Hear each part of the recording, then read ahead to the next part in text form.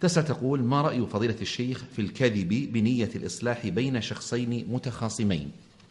يقول الله عز وجل: لا خير في كثير من نجواهم إلا من أمر بصدقة أو معروف أو إصلاح بين الناس.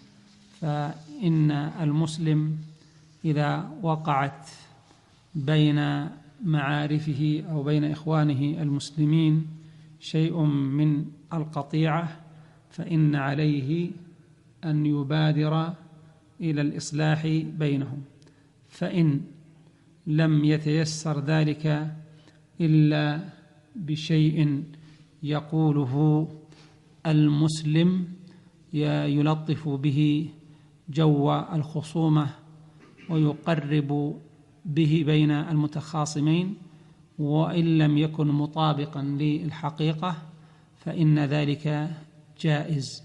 فيسعى أولا إلى المعارض بأن يعرض في كلامه من غير تقصد للكذب، فإن لم يمكن إلا بالكذب الذي لا يقعد حقا ولا يقيم باطلا ولا يذهب حق أحد فلا حرج عليه في ذلك.